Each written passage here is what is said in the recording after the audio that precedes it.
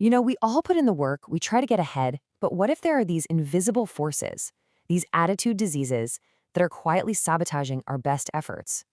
We don't even see them coming. They're the silent killers that can completely destroy all the good things we start. So, I want you to think about this as we go along. What invisible forces might be holding you back right now in your life? The source material we're looking at calls these attitude diseases, and it's the perfect name for them. Because with any disease, what's the very first step to finding a cure? Well, you have to identify it, and that's exactly what we're about to do. Okay, so here's our game plan. We're going to define what these diseases are. Then we'll dive into the first three killers, the ones that are all about inaction. After that, we'll tackle the next three, which are born from negativity.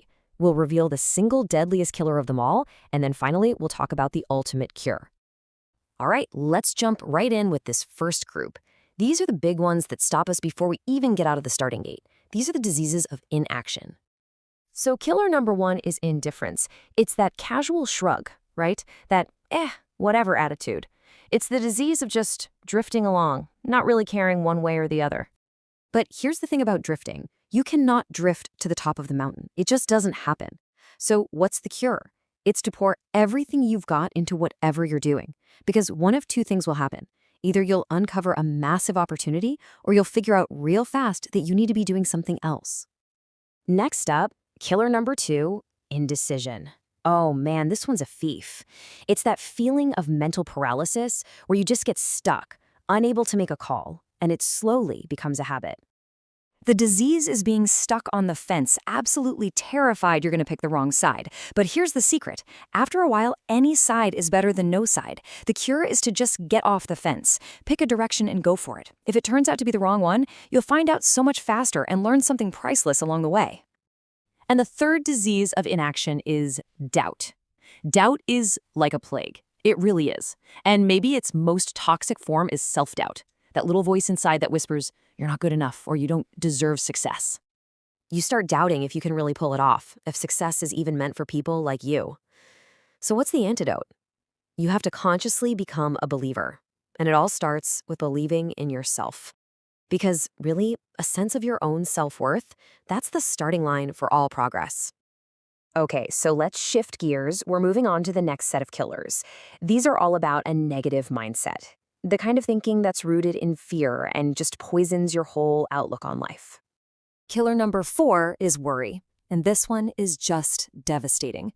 It's not just some abstract thought. Worry can make you physically sick.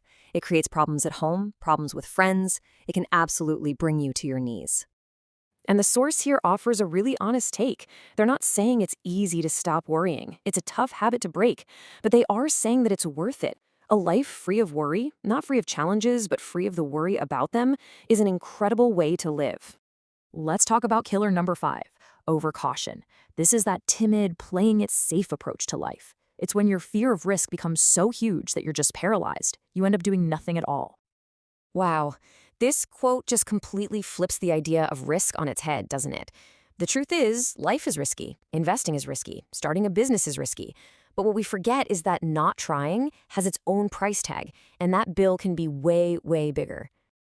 And this just lays out the choice so clearly. You can ask life for safety and security, and you'll get it, huddled in your corner. Maybe you'll live to be 100 in a very small, safe world. Or you can ask for adventure. It is so much better to live 30 years packed with adventure than 100 years safe in a corner. And that leads us right into killer number 6, pessimism. This is that deadly habit of always looking for the bad side, the problem, the reason why something just can't be done. It's a lens that filters out all the good. I love this metaphor. It's so powerful. The pessimist looks out the window and doesn't even notice the beautiful sunset. They're just focused on the specks of dirt on the glass. It's a perfect reminder that life is affected less by the way things are and more by the way we think they are. All right, we've arrived at the final killer. And honestly, this one might just be the most corrosive of them all. If you let this habit take root, even a little bit, it can completely torpedo your future. The final deadliest killer is complaining. And get this, the source has a name for it that is absolutely chilling. Economic cancer of the bone. Think about that. Just 5 minutes spent complaining is 5 minutes of your life you'll never get back.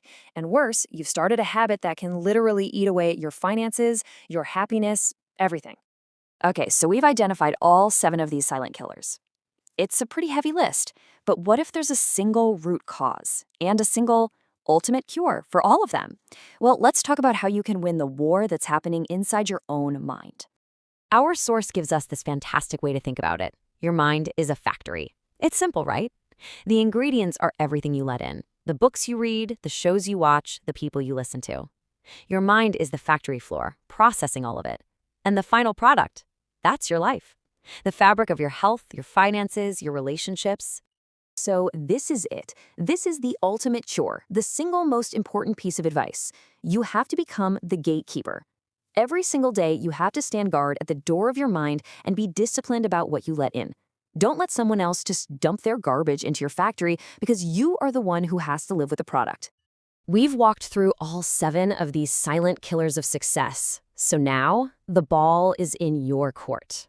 As you look at this list, which one jumps out at you? Which one feels a little too familiar? Which killer are you going to choose to stand guard against and defeat first?